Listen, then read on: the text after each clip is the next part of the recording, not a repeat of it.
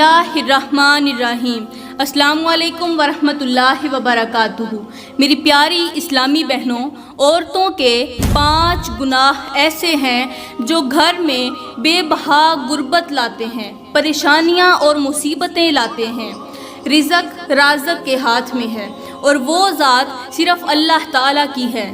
دنیا میں کم و بیش 18,000 مخلوقات پائی جاتی ہیں، جن میں سے کوئی ایک بھی مخلوق، چاہے وہ جانور ہو، چرند پرند، انسان یا حیوان، رات کو بھوکا نہیں سوتا۔ کیوں نہیں سوتا؟ اس لیے کہ ان کے رزق کا ذمہ میرے اللہ نے خود لے رکھا ہے۔ تو میری پیاری اسلامی بہنوں، عورتوں کے 5 گناہ ایسے ہیں جو گھر میں آنے والے رزق کو ٹھکرا دیتے ہیں، گھر میں بے برکتی لاتے ہیں، رزق میں سے، گھر میں سے، مال و دولت میں سے برکت کو اٹھا لیتے ہیں، گھر میں رہنے والے تمام چھوٹے بڑے انسانوں کا چین و قرار چھین لیتے ہیں۔ حضرت امام جعفر صادق رضی اللہ تعالی عنہ نے فرمایا، اے لوگو، اپنی عورتوں سے کہہ دو، مطلب اپنی بیویوں سے کہہ دو، اپنی ماؤں سے، بہنوں سے، بیٹیوں سے۔ عورت کے 4 روپ ہیں، بہن، بیٹی، بیوی اور ماں۔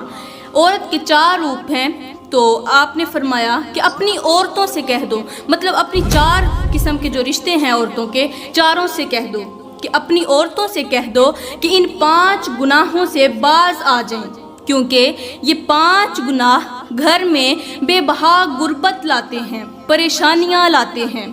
جن جن گھروں میں رزق وسیع عطا کیا جاتا ہے، جن گھروں میں دولت کی فراوانی عطا کی جاتی ہے، پیسہ عطا کیا جاتا ہے، مال و دولت میں برکت ڈالی جاتی ہے، اور جن گھروں میں ہر وقت رحمت کے فرشتوں کا آنا جانا لگا رہتا ہے، یہ وہ گھر ہوتے ہیں جن کی عورتیں ہر وقت ان گناہوں سے سخت نفرت کرتی ہیں، وہ ان گناہوں کے قریب تک نہیں جاتی۔ تو اس سے پہلے ایک چھوٹا سا واقعہ آپ کی نظر کرتی چلوں۔ میری پیاری اسلامی بہنوں، ایک غریب شخص تھا، غربت نے اسے بہت ہی چکنا چور کر رکھا تھا، غربت کا مارا ہوا تھا، پریشانیوں نے اسے ستا رکھا تھا، زمانے کی تنگیوں نے اسے آ گھیرا۔ وہ صبح کو کھاتا تھا، شام کے لیے نہیں ہوتی تھی، شام کو کھاتا تو صبح کے لیے نہیں ہوتی تھی۔ جب وہ امیر تھا تو غیر بھی اس کے نام کے ترانے گنگنایا کرتے تھے، مطلب غیر بھی اپنے تھے۔ لیکن جیسے ہی وہ غریب ہوا، اس کے پاس سے دولت پیسے ختم ہو گئے، وہ غریب ہو گیا، اس پر مشکل وقت آ پڑا، تو اپنے بھی پرائے ہو گئے، مطلب اپنے بھی غیر ہو گئے۔ پیسہ غیروں کو اپنا بنا دیتا ہے اور غربت اپنوں کو بھی پرایا کر دیتی ہے۔ تو بالکل اسی طرح اس کے جو اپنے تھے وہ بھی پرائے ہو گئے۔ کوئی اسے دعوت پر نہیں بلانا چاہتا تھا، کوئی اس کے ساتھ بیٹھنا نہیں چاہتا تھا، کوئی اس کے قریب نہیں آنا چاہتا تھا، کوئی اسے شادی پر نہیں بلاتا تھا۔ کیوں؟ اس لیے کہ وہ غریب تھا، بھوکا تھا۔ یہ بھوکا ہے، چھی پیچھے ہو جاؤ، غریب ہے، ضرورت مند ہے، کہیں ہم سے کچھ مانگ بھی نہ لے، اس لیے کوئی بھی شخص اس کے قریب آنا گوارا نہیں کرتا تھا۔ تو ایک دن غربت کے ہاتھوں مارا یہ شخص صبح سویرے روزی روٹی کی تلاش کے لیے یہ اپنے گھر سے باہر نکلا، اپنے بھوکے اور غریب پریشان حال بیوی بچوں کو اکیلا تنہا گھر میں چھوڑا، گھر میں بٹھایا اور خود روٹی روزی کی تلاش کے لیے نکل پڑا۔ سارا دن خاک چھانتا رہا، محنت مزدوری کی تلاش کرتا رہا۔ اس نے بہت کوشش کی کہ مجھے کوئی مزدوری مل جائے۔ آخر باپ تھا تو اپنے بچوں کو اپنی آنکھوں کے سامنے روتا ہوا نہیں دیکھ سکتا تھا، بھوک سے بلکتا ہوا نہیں دیکھ سکتا تھا۔ تو اس کے دل میں خیال آیا کہ جلدی سے میں کوئی نہ کوئی کام ڈھونڈ لوں۔ وہ بیچارہ بڑا ایک تو پریشان تھا، دوسرا خود بھی بھوکا تھا، تیسرا اس کی بیوی بھی بھوکی، اور چوتھا اس کے بچے بھی بھوکے تھے، پریشان حال تھے۔ اب سارا دن وہ محنت مزدوری کی تلاش کرتا رہا کہ شاید کہیں نہ کہیں سے کچھ مل ہی جائے، چلو میں نہ صحیح، میری بیوی اور میرے بچے کچھ نہ کچھ کھا لیں گے۔ لیکن شام کو مایوس ہو کر گھر کی طرف لوٹ پڑا، کیونکہ اسے کچھ بھی نہ ملا۔ سارا دن نہ کوئی محنت مزدوری ملی، نہ اسے کوئی پیسہ ملا، نہ اسے کوئی وسائل ملے، نہ کوئی ذریعہ ملا روٹی کا۔ تو وہ گھر کی طرف لوٹ رہا تھا کہ راستے پر اس نے ایک عبادت گزار شخص کو دیکھا۔ وہ عبادت گزار شخص سڑک کے کنارے اللہ کے حضور سجدے کی حالت میں پڑا ہوا تھا، اللہ کے حضور جھکا ہوا تھا۔ یہ غریب شخص، پریشانیوں کا مارا شخص اس کے قریب جا کر بیٹھ گیا۔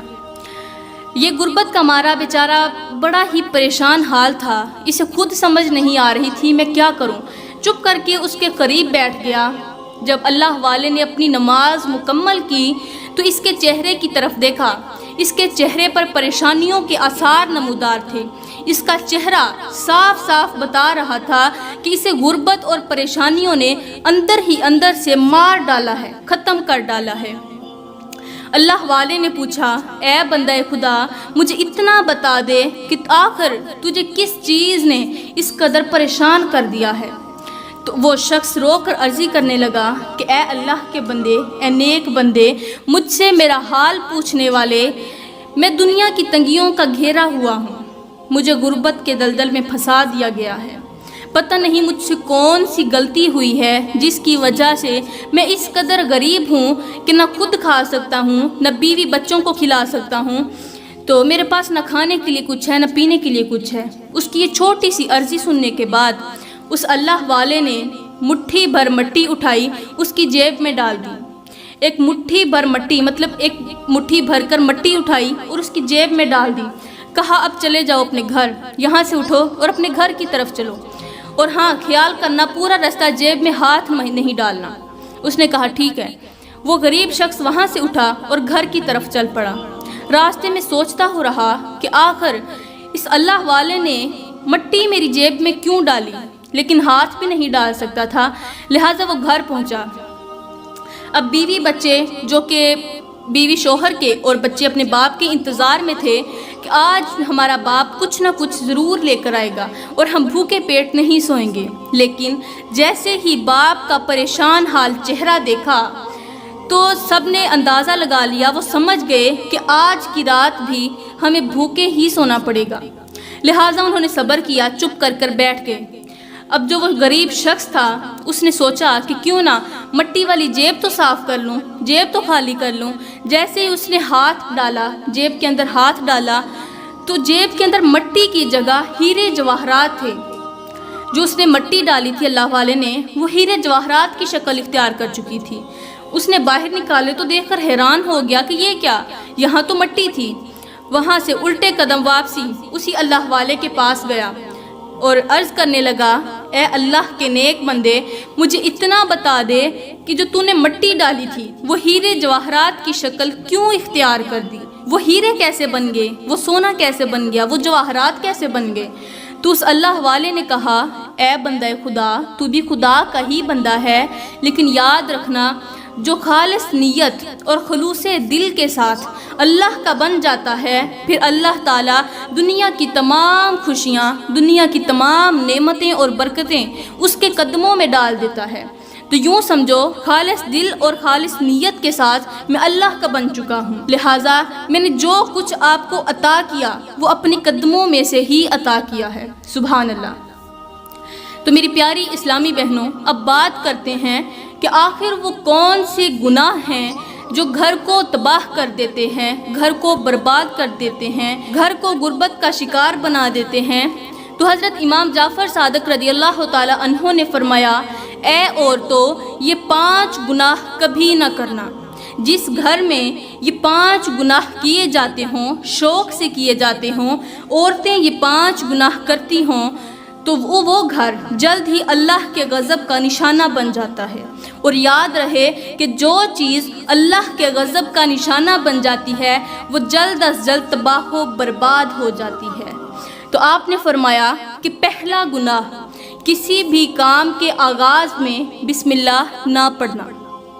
بسم اللہ کا مطلب ہے اللہ کے نام سے شروع، اور جس کام کی ابتدا بسم اللہ سے کی جاتی ہے اللہ تعالیٰ اس کام میں ضرور برکت ڈالتا ہے، اور جس کام کے آغاز میں بسم اللہ نہ پڑھی جائے، جس کام کا آغاز، جس کام کی ابتدا بسم اللہ سے نہ کی جائے، تو اللہ تعالیٰ اس کام سے برکت چھین لیتا ہے، برکت اٹھا لیتا ہے، اور اس کام میں شیطان کا ہاتھ ہوتا ہے۔ یہ یاد رہے کہ جس کام میں شیطان کا ہاتھ ہو تو وہ چیز برکت سے آگ کر دی جاتی ہے، مطلب اس میں سے برکت چھین لی جاتی ہے۔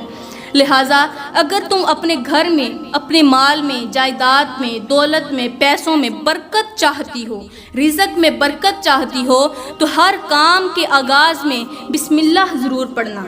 اس کے بعد آپ نے فرمایا کہ عورتوں کا دوسرا گناہ کون سا ہے؟ رات کو دیر تک جاگتی رہنا اور صبح کو دیر سے اٹھنا، مطلب 12-1 بجے تک جاگتی رہنا۔ جو عورتیں رات کو دیر تک جاگتی رہتی ہیں، فلمیں ڈرامے دیکھتی ہیں، فحاشی والا مواد دیکھتی ہیں، مطلب رات کو لیٹ سوتی ہیں، وہ صبح دیر سے ہی اٹھتی ہیں۔ جو عورتیں دیر سے اٹھتی ہیں ان کے گھر میں کبھی بھی برکت نہیں آ سکتی، وہ آنے والے رزق کو ٹھکرا دیتی ہیں۔ وہ کیسے؟ اللہ تعالیٰ صبح نماز فجر کے وقت زمین پر فرشتوں کو اتارتا ہے، ان فرشتوں کے ہاتھ رزق اور انہی کے ہاتھوں پیسے، دولت، وہ دے کر انہیں زمین پر اتارتا ہے۔ دعا مانگ رہے ہوتے ہیں تو وہ فرشتے اللہ تعالیٰ کے حکم سے انہیں رزق وسیع عطا کرتے ہیں، حلال رزق عطا کرتے ہیں، ان کے گھر میں برکت ڈال دیتے ہیں۔ اور جو کمبخت لوگ اس وقت سو رہے ہوتے ہیں، اللہ تعالیٰ ان کے گھر سے برکت کو اٹھا لیتا ہے۔ رحمت کے فرشتے کبھی بھی ان کے گھر میں نہیں جاتے، جس کی وجہ سے وہ گھر جلد ہی غربت کا شکار ہو جاتا ہے، جلد ہی غریب ہو جاتا ہے، وہ گھر جلد ہی تباہ و برباد ہو جاتا ہے۔ اس کے بعد حضرت امام جعفر صادق رضی اللہ تعالی عنہ نے فرمایا کہ تیسرا گناہ، عورتوں کا تیسرا گناہ شرک کرنا۔ یاد رہے، جو عورتیں اللہ تعالیٰ کا در چھوڑ کر، اللہ کا دروازہ چھوڑ کر کسی غیر سے بھیک مانگتی ہیں، اللہ کا در چھوڑ کر کسی دوسرے سے بھیک مانگتی ہیں، ان سے پیسہ مانگتی ہیں، ان سے برکتیں اور نعمتیں مانگتی ہیں، تو اللہ تعالیٰ ہمیشہ کے لیے ان عورتوں سے ناراض ہو جاتا ہے۔ اللہ تعالیٰ کا سب سے زیادہ ناپسندیدہ عمل اور سب سے زیادہ ناپسندیدہ شخص وہ ہے جو اللہ کا دروازہ چھوڑ کر کسی غیر کے دروازے سے مانگتا ہے، اللہ کی ذات کے ساتھ کسی غیر کو شریک ٹھہراتا ہے، کہتا ہے یہی میرا خدا ہے، یہی میرا عبادت کے لائق بندہ ہے۔ تو جو کسی اللہ کے سوا کسی دوسرے کو عبادت کے لائق سمجھتا ہے، دوسرے سے بھیک مانگتا ہے، اللہ تعالیٰ ان کے گھروں سے برکت چھین لیتا ہے، کیونکہ رزق صرف اللہ کے ہاتھ میں ہے اور وہی ذات پوری دنیا کو پالنے والی ہے۔ اللہ تعالیٰ پوری دنیا کا پالن ہار ہے۔ تو جو لوگ اللہ کے ساتھ شرک کرتے ہیں، شرک ایک بہت بڑا گناہ ہے۔ میرا اللہ فرماتا ہے زمین سے لے کر آسمان تک گناہ کرو میں تمہیں معاف کر دوں گا۔ آسمان پر جتنے ستارے ہیں ان کے برابر گناہ کرو، میں رب تمہیں معاف کر دوں گا، لیکن 2 باتوں پر کبھی بھی کمپرومائز نہیں کروں گا۔ وہ 2 باتیں کون سی ہیں؟ وہ 2 گناہ کون سے ہیں؟ اللہ فرماتا ہے کہ میں 2 گناہوں پر کبھی بھی تم سے صلح نہیں کروں گا، تمہیں معاف نہیں کروں گا۔ پہلا گناہ والدین کی نافرمانی اور دوسرا شرک کرنا۔ اپنی یہ 3 انچ کی پیشانی کسی غیر کے آگے